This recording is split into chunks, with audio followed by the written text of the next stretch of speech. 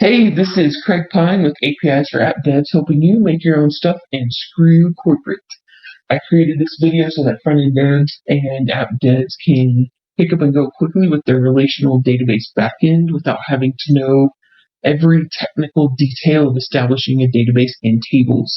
A relational database is going to encompass supabase because it's a wrapper around Postgres, SQL Server, Oracle, MySQL.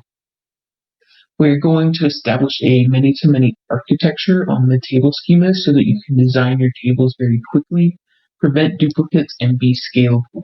I won't get too technical, but I will include some things for the ultra nerds. If you have a pocket protector or a T9 calculator, you might qualify for that title. But let's get into things. So first we create a database called books, and we are going to start with two tables called users and roles. So we are going to make a user ID, which is a primary key with an identity field that auto increments. This is, we're going to start at number 1, we're going to increment by 1, so it'll go 1, 2, 3, 4, 5. I believe Postgres does that with the serial keyword.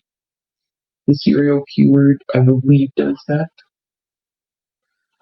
And then we have first name, last name, email, and I wanted to point out on this email column, there's this unique keyword. So unique establishes a unique constraint. What it does is when a row is being inserted, if the email is a duplicate email, if there's already that same email in the table, it will throw an error and it will not insert a duplicate email. Date of birth is null. So that means on insert, if you don't specify a value, it's going to be null. This username I also specified as unique, but then I wanted to point out this is called a non-clustered index. So the first fastest way that a SQL engine in the background finds a row is by the primary key, because that is the only clustered index on that table. But the second fastest way it finds it is on a non-clustered index, and you can establish this on any field. It's really helpful if you have fields that are searched a lot. Like a username might be searched with a forgot password function. So you might put an index on a username field. So in the background, what's happening is the query engine it maps this username to just the user ID. So whenever you search by username, what it's doing is it's saying, oh, here's the username, this is the user ID, now go find the row by the user ID. So then we have roles, and a role ID, a role name, and role description. So let's create these.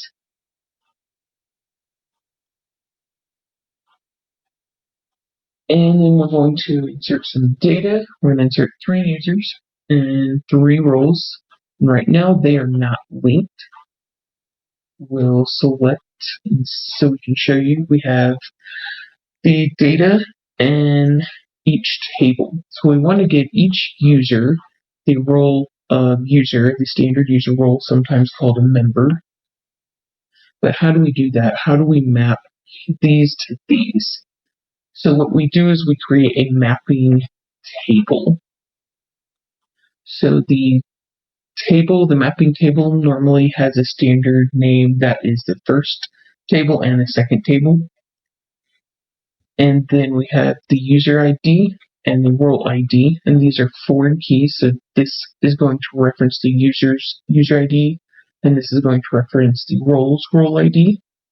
And then we have a primary key that is a composite primary key of both of them, and this prevents duplicates in this table. So it will not be able to insert Jane Smith as user twice. So we're going to make this.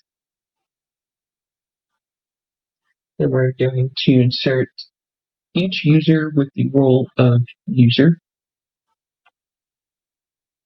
And now we can see each user has the role of user. But how would we make a user have an admin role or a moderator role without getting rid of the standard user role. So what we'll do is we'll actually add rows. So we're going to add a row for John Doe and add a row for Michael Johnson for admin and moderator. So you can see now Michael Johnson has the role of moderator and user, and John Doe has the role of admin and moderator. Alright, so now let's make some books.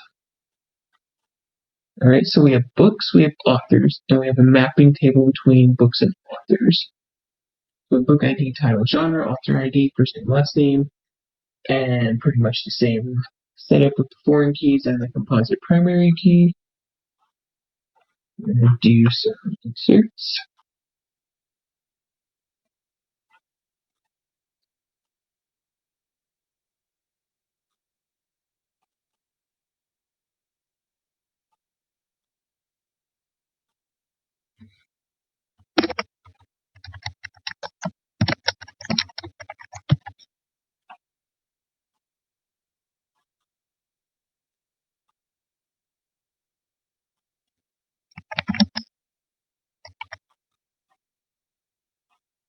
Okay, you can see we have some books, we have authors, and we have mapping between the authors and the books.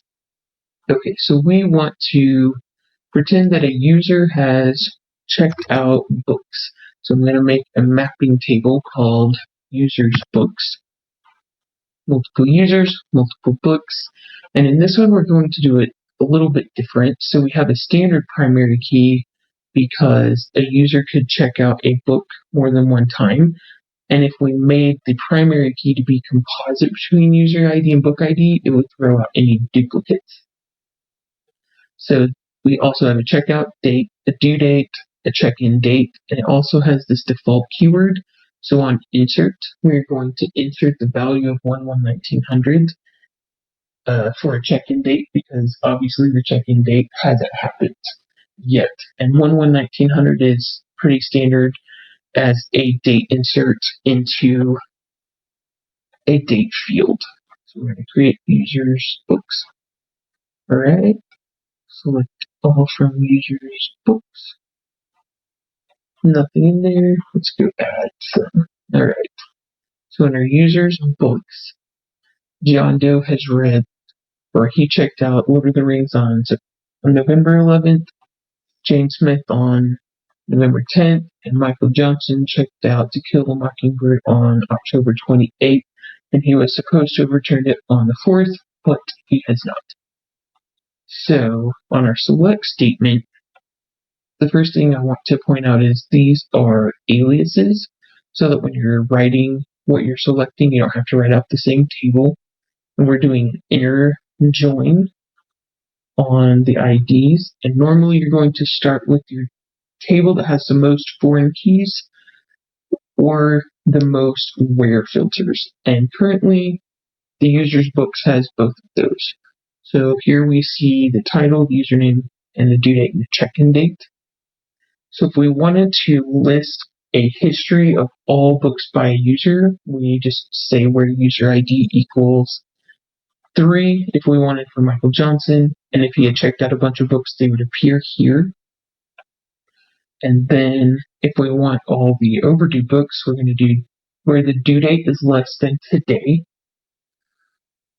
Because if the due date's in the past, it's less than the current date. It's kind of how the databases handle dates. The further you go, the bigger the date is. And the check-in date is 11/1900, meaning you haven't returned it, and we get our row. Alright, I hope that is helpful. If you have any questions, you can post them in the comments, and I will do my best to help. Alright, I'll see you next time.